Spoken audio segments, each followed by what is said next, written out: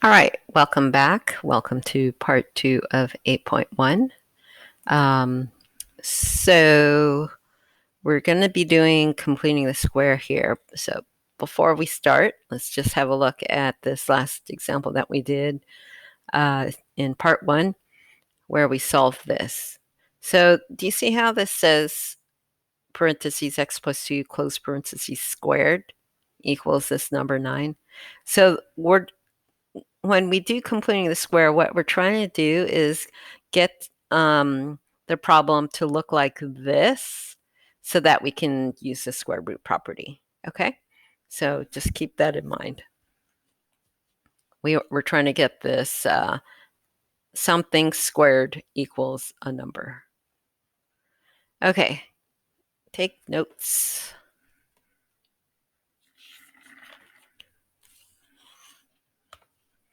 All right, so completing the square. This is still 8.1. This is part 2. Okay, so completing the square.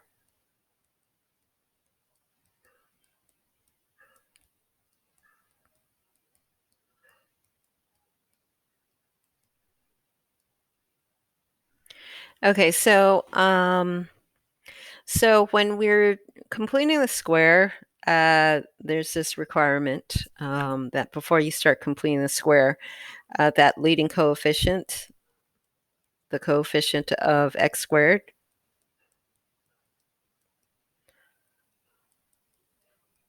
needs to be 1.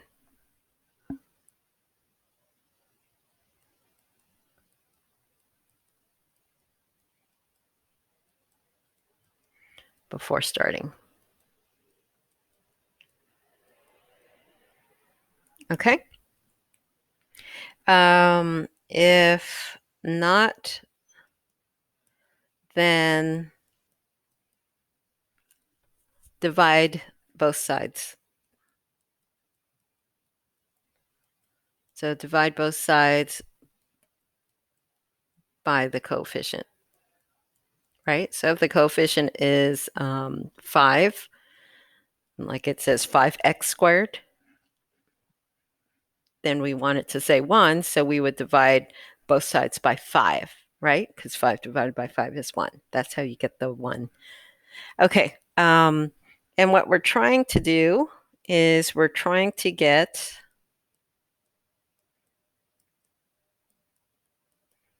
this form, which is what I was just talking about at the very beginning, where you have something squared equals some number n, okay? And we're trying to get that to use the square root property. Because if we can get to there, then this becomes a part 1 problem, right?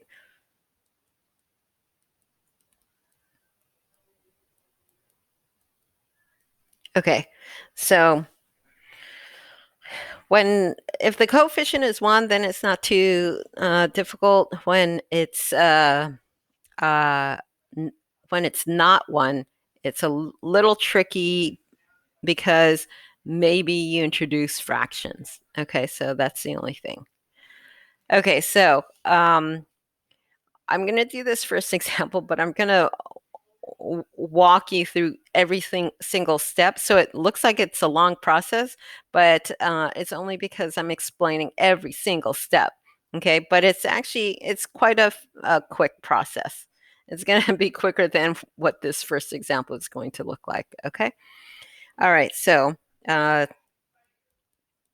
let's go ahead and solve this. X squared minus 8x minus 5 equals 0.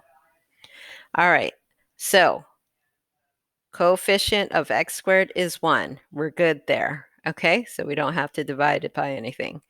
All right, so what we're going to do here, so clearly this is not factorable, right? This trinomial is not factorable.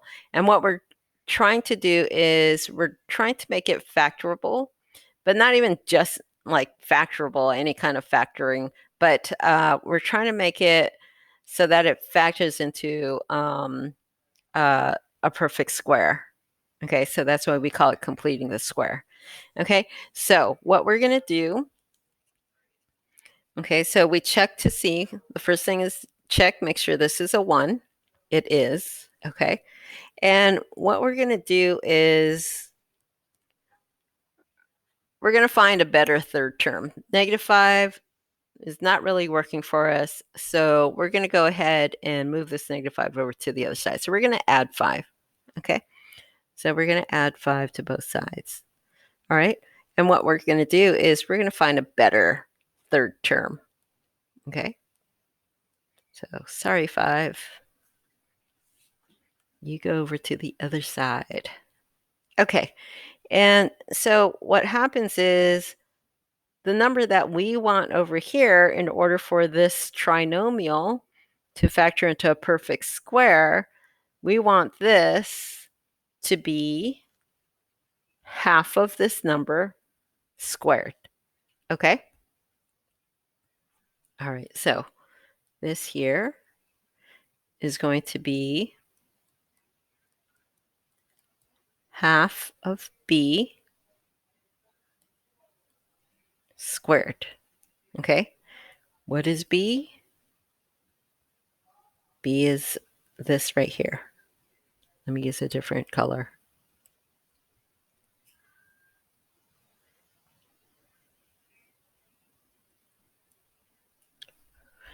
Okay? So half of 8. Half of 8. Okay? So here it's going to be half of 8 squared.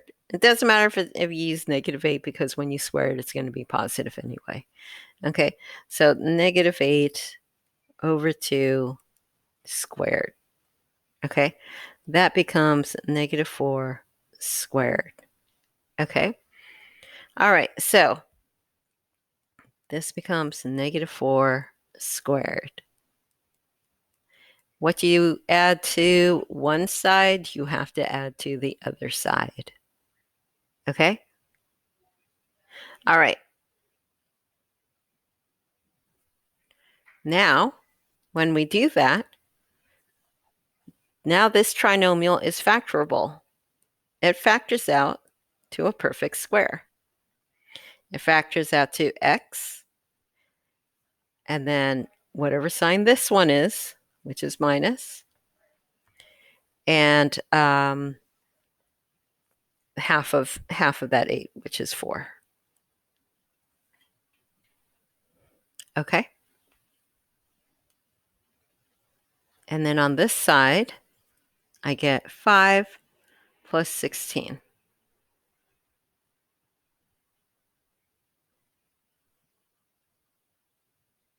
Okay? That's just 21. And now I have a part 1 problem. Now all I have to do is take the square root of both sides and then solve for x. Okay? So that's what we're trying to do here. Okay? So over here, first check to see that you have 1. And if you do have 1, then you can start the process of completing the square. Okay? So we move this third term and we find a better third term. Okay? And that takes place right here. Okay, so right in here is where this process of finding this third term happens. Okay, all right, so we take half of b and we square it. It's -4, which becomes 16 positive. Okay, and then it automatically factors to a perfect square. Here, my 2 is disappearing in that cloud. Okay, so it automatically factors into a perfect square. I mean, even if you write it out here, x squared minus 8x plus 16, right? If you try to factor it, you'll see it. X, both signs have to be the same, both of them negative, and it's going to be 4 and 4. Okay, so when you take half of b when you do this process in here, taking half of b and squaring it, you will automatically get a trinomial that will factor into the square of a binomial. Okay? All right, so let's take a look. Let's take a look at another one. Oh, I guess I should finish this. All right, so here. So now we do the square root property. We do this. And then we get x minus 4 equals plus minus square root 21. Can't simplify square root 21. I'm going to go ahead and add 4 to both sides. So x equals, I'll write the 4 first, and then that. Okay? All right, so let's take a look at another example.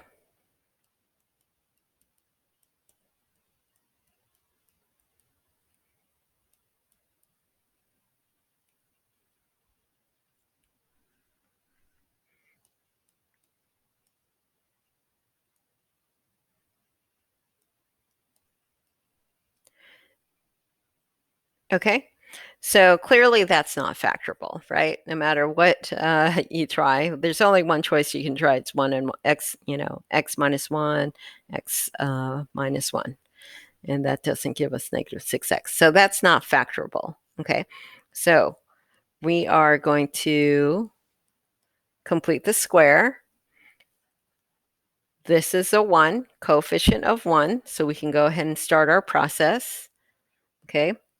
We're not liking this 1 on the end here, so we're going to subtract it, put it on the other side, okay?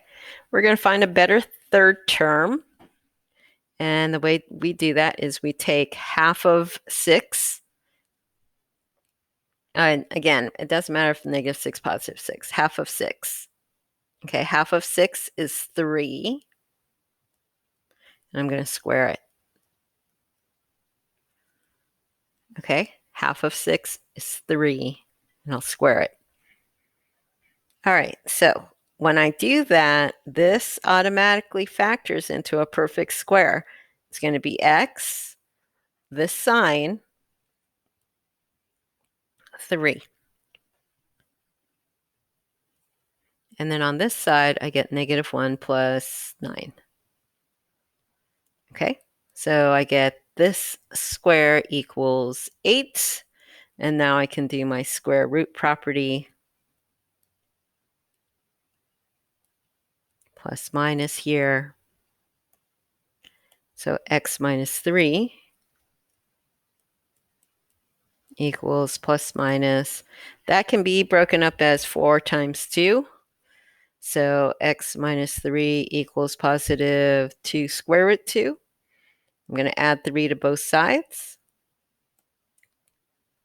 So x equals 3, and then the plus minus 2 square root 2. Okay?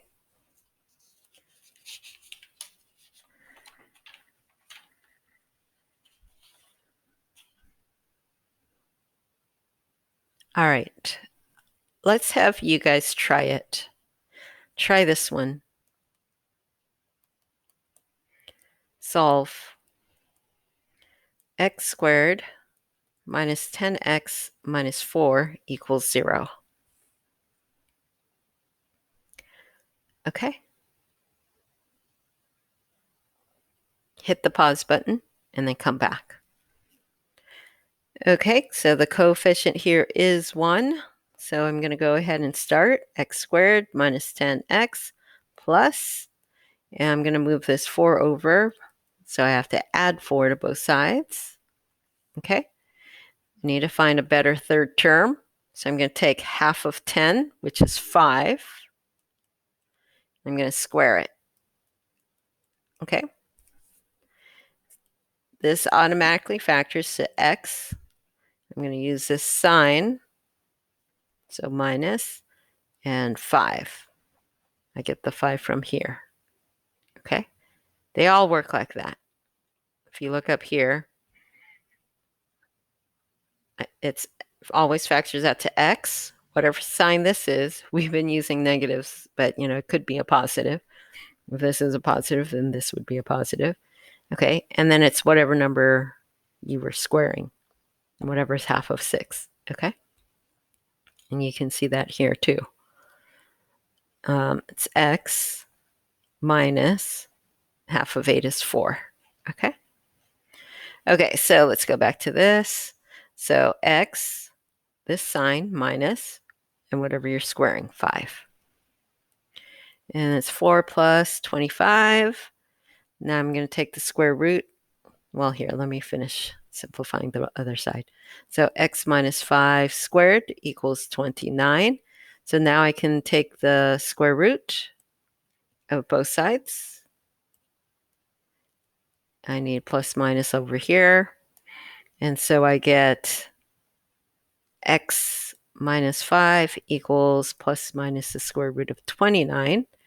And I'm going to add 5 to both sides. So x equals 5 plus minus the square root of 29, which doesn't simplify. Okay? All right, so these examples have been a little easy because b has always been an even number, so that when you take half of b, you get a nice integer. Half of 10 is 5, half of 8 is 4, half of 6 is 3.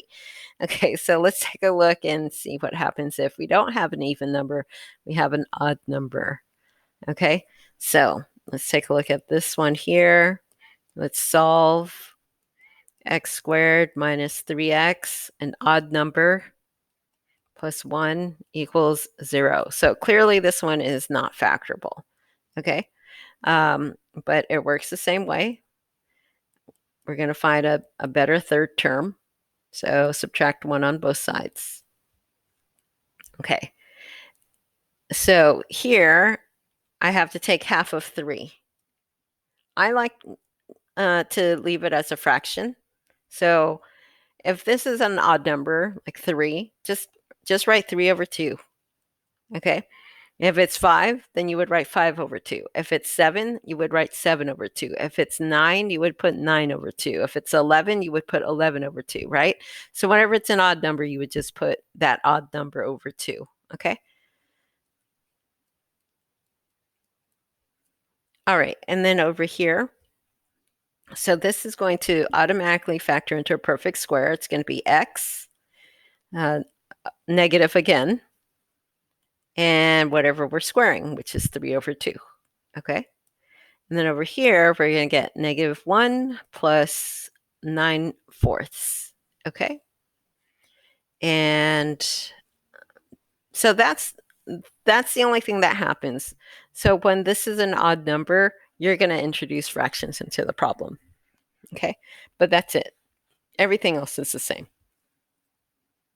Okay, so we get x minus 3/2 squared equals, if you need to go off to the side, that's going to be negative 4 over 4 plus 9 over 4. So then that's 5 over 4.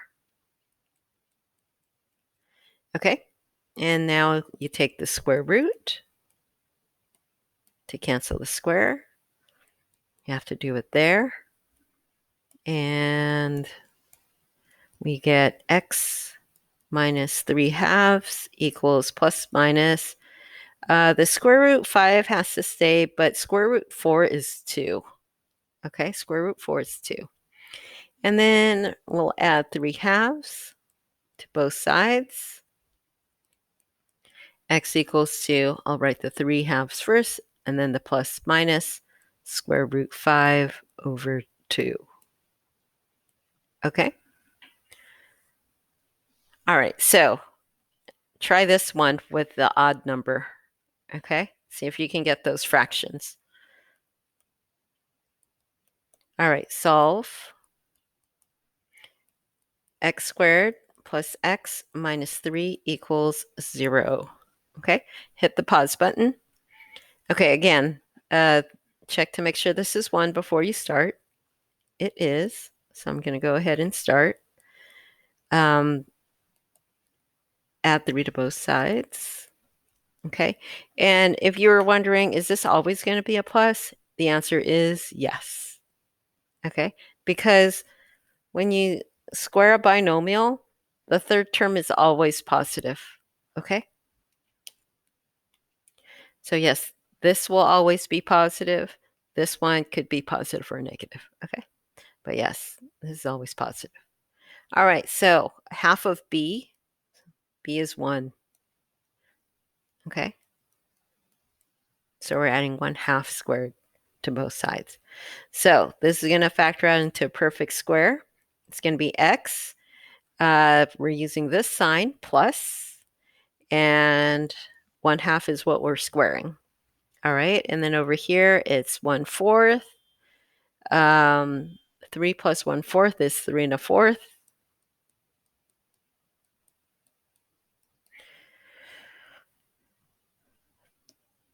Which is the same as 13/4. Okay. Take the square root of both sides. Here, I'll do this off to the side. Those of you guys who get weirded out by fractions. Okay. So 3 plus 1/4 is 3 1/4. And then I turn this mixed number into improper. So I just multiply. 3 times 4 is 12. And then plus 1 is 13. Okay, that's how I get that. All right, square root.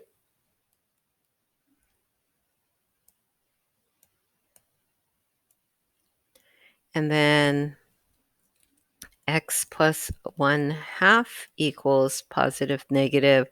Square root 13 will stay. Square root 4 is 2. Okay. And then I'm going to subtract 1/2 on both sides.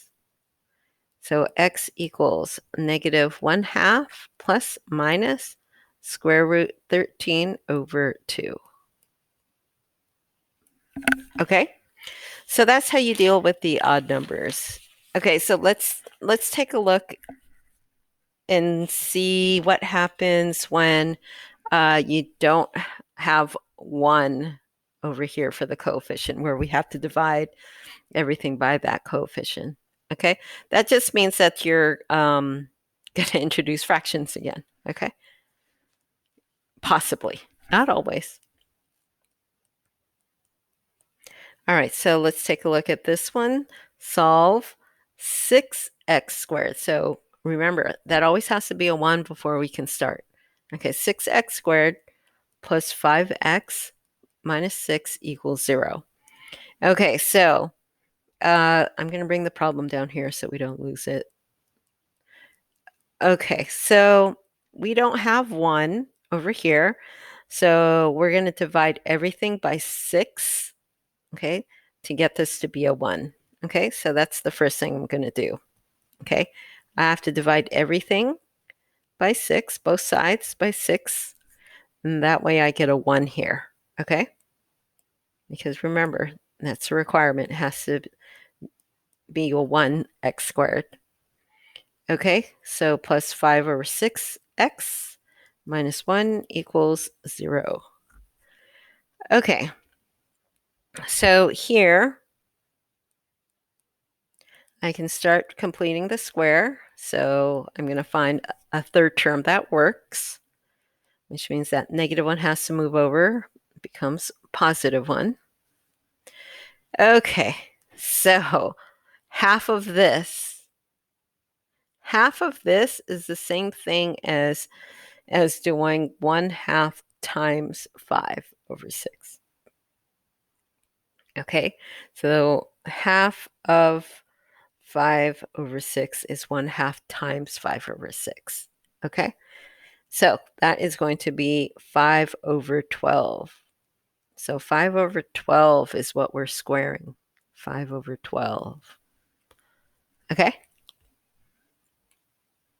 All right, so this automatically factors to x. And here this time we have a plus sign.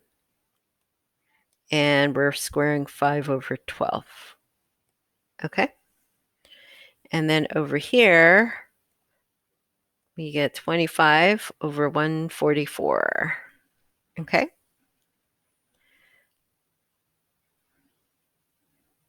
Okay, so we might have to go off to the side to do 144 over 144, that's 1, plus 25 over 144.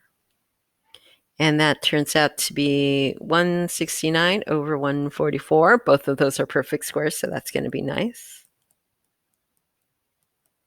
So that's 169 over 144. You can use your calculator if you're stressing out about those fractions. Okay. All right, so let's go ahead and take the square root of both sides to cancel that square. We want positive and negative. And then we get x plus 5 over 12 equals plus minus square root of 169 is 13. Square root of 144 is 12. So this is going to work out nicely. So subtract 5 over 12, both sides. And these guys cancel. So I get negative 5 over 12 plus minus 13 over 12. Okay, so we could simplify this answer. So let's go ahead and do the negative 5 over 12 plus 13 over 12 over here. And then we'll do the negative 5 over 12 minus 13 over 12 over there. Okay? So here, x is equal to negative 5 plus 13 is 8 over 12. And we can reduce that some more by 4. So x equals 2/3. And then over here, x equals negative 5 minus 13 is negative 18 over 12. They're both divisible by 6. So that's negative 3 over 2. So these are our two answers. Okay? So when you have a coefficient here that's in that one, all you have to do is divide everything by that coefficient. So if this were a 7, you would divide everything here by 7. Okay? And then over here, when you're trying to take, if you end up with a fraction here and you have to take half of it, remember, 1/2 of 5 over 6, 1/2 of 5 over 6 translates to 1/2 times 5 over 6. 1 times 5 is 5. 2 times 6 is 12. Okay? All right, so that is it. The next section will be pretty short, okay? It's going to be the quadratic formula. Okay, so if you have any questions, make sure you text me or email me.